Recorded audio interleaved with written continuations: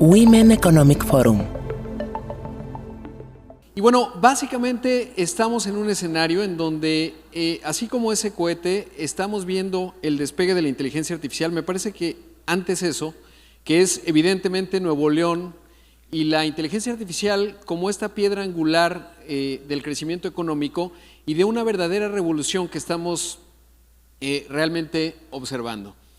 Y bueno, les decía que esto es como un cohete que está despegando al espacio, es realmente muy rápido. Apenas en finales de noviembre de 2022, OpenAI dio a conocer el famoso ChatGPT. Hasta entonces la verdad es que en el ámbito amplio de la sociedad pues realmente se hablaba relativamente poco y sobre todo no había un contacto cotidiano con la inteligencia artificial, y esa fue la inteligencia artificial generativa. Generó mucho revuelo, pero más allá del revuelo que generó y el despegue que ha significado esta tecnología, pues ahora estamos en la parte del aterrizaje.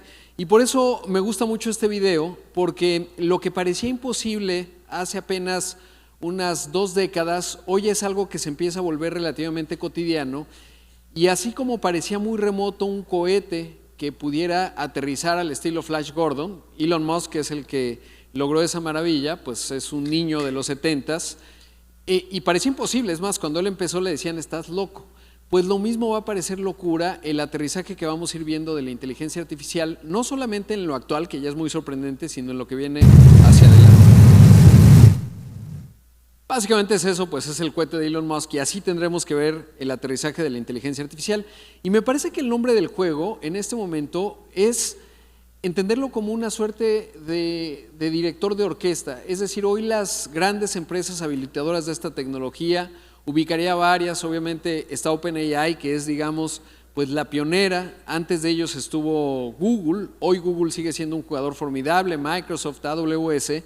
Y hoy lo que estamos viendo en la discusión más sofisticada es que no es un solo modelo fundacional de inteligencia artificial, o sea, no es el ChatGPT 4 o ahora está el 01 o el O1. Es realmente cómo se encuentran, qué modelo y cómo utilizarlo y qué director de orquesta voy necesitando, y también entender que no todos los modelos son iguales. Hoy, por ejemplo, ayer tuve la oportunidad de entrevistar a Satya Nadella, al presidente de Microsoft, que vino a México, etcétera, y ahí le hicieron distintas presentaciones justo de Bimbo, de Cemex, del TEC de Monterrey, en cómo están utilizando estos motores dentro del ecosistema, obviamente Microsoft, pero no es el único. Está Cloud, que es de una compañía que se llama Anthropic, en donde Amazon ha invertido $4,000 millones.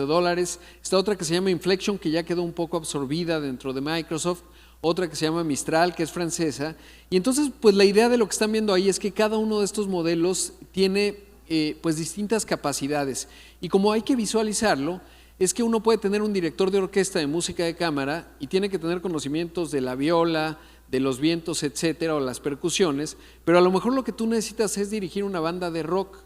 Entonces no necesariamente te va a servir el mismo modelo si tú quieres hacer música de cámara o quieres hacer rock o quieres hacer salsa, pues vas a ir necesitando distintas habilidades para dirigir y encauzar los mejores talentos, porque lo que nos está tocando vivir es la primera vez que tienes una plataforma cognitiva que te está asistiendo. Justo le preguntaba ayer a Satya Nadella, oye, si ahora vamos a tener distintos agentes que nos ayudan, es decir, voy a tener a Newton, pero a Einstein, pero a Warren Buffett, en términos de hacerle preguntas de distintas cosas, pues justamente la posición de un líder como él, pues lo que requiere es ir gestionando ese talento. ¿Cuál es la estrategia para gestionar ese talento? Que es el nombre del juego en los liderazgos. Y ahora se va a ir democratizando esto, porque todos nosotros ya de hecho hoy tenemos acceso a distintos modelos y cada vez más vamos a ir teniendo agentes que nos ayudan a distintas cosas. Pero me regreso a cómo entender el paradigma de la inteligencia artificial que se ha empezado a dibujar desde finales de noviembre de 2022, como les decía. Para mí es como la nueva electricidad, es decir, es un cambio transversal profundo que lo está cambiando todo al mismo tiempo. No se puede entender como una herramienta única que se utiliza para integrarlo a un chatbot en términos de mi respuesta a clientes o simplemente para generar imágenes. Se tiene que entender como un ente cognitivo que te ayuda a resolver problemas de manera transversal, como lo fue la electricidad. Y si nos vamos al marco de referencia de la electricidad, es importante, esto no es relativamente nuevo, pero Gartner entendió que hay una curva de hype, así le llama, que es la que están viendo ahí, porque de repente estamos muy acostumbrados, y particularmente hoy en el 2024, que empieza una nueva tecnología, empieza a haber un gran momentum, los medios de comunicación empezamos a hablar de ella y decir esto es increíble, llega un proceso a una suerte de cima y luego empiezan pues la prensa negativa porque empieza a fallar, se empieza a consolidar, tiene un fracaso, pues tiene un valle, digamos, y luego vuelve a subir. Si lo piensan, por ejemplo, cuando surgió el iPhone, pues tuvo un frenesí, empezó a crecer, llegó a una cima, luego decían, no, pues el iPhone no está funcionando del todo, tiene una caída, o la burbuja de las .com. De repente yo tengo buenos debates con colegas porque dicen, no, la burbuja de la inteligencia artificial porque las acciones de Nvidia pues han crecido muchísimo.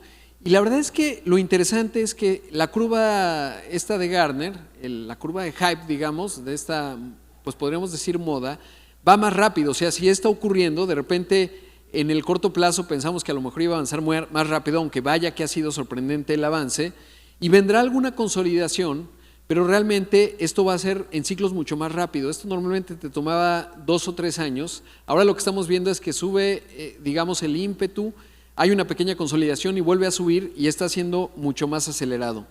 Y es que el hype es sostenido. No sé si vieron esta nota, que de hecho ya no es tan nueva, en donde estaba una señora que tenía un hijo de 3 años y había ido ya con 17 doctores porque tenía un dolor profundo. Fue desde el dentista hasta el osteópata, en fin, fue a todos los médicos y ninguno le podía decir exactamente lo concreto, cómo quitarle el dolor a tu pequeño hijo. Y al final, en la desesperación, esta señora, con el ChatGPT 3.5, ni siquiera era el Turbo o el O4 o el último que salió, pues le puso toda la información que le habían dado de diagnósticos estos 17 médicos y le dio un posible diagnóstico. Cuando fue con ese diagnóstico con un médico, le dijo, por supuesto.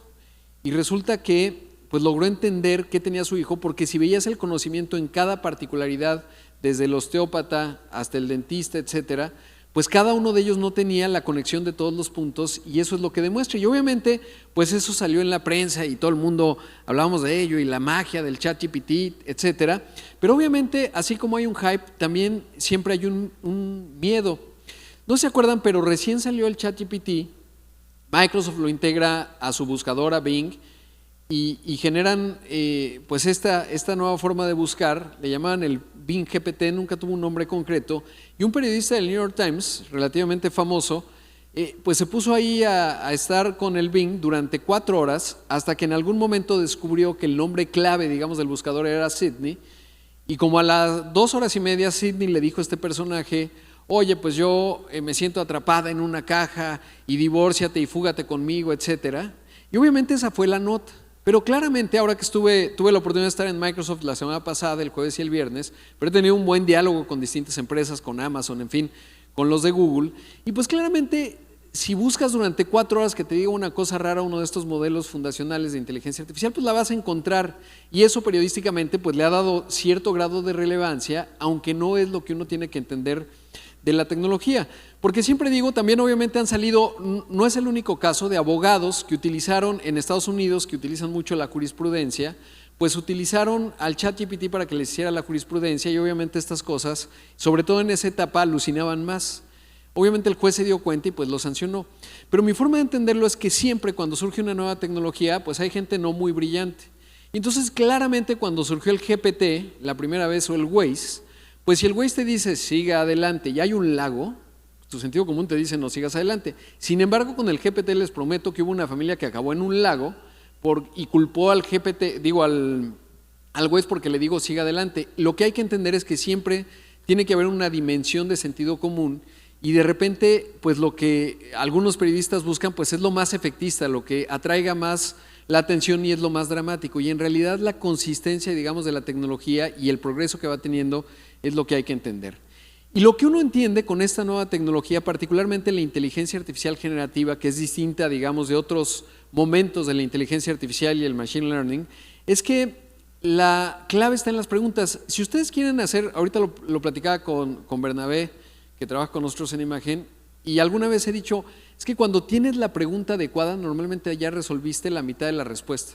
Porque en la formulación de la pregunta, y en la academia es muy común, si sabes hacer la pregunta adecuada, es probable que ya te diste cuenta de la respuesta. Y cuando ustedes se enfrentan a estos modelos de inteligencia artificial y le quieren hacer buenas preguntas, a veces tienen una barrera de entrada porque es, pues, ya tengo un oráculo aquí, ¿qué le pregunto? Y ahí es en donde está el asunto. En la pregunta va a estar la respuesta. Entonces, no es tanto las respuestas que nos va a dar, sino la estructura en la que preguntamos y a partir de ahí obtendremos, evidentemente, nuevas respuestas. Women Economic Forum.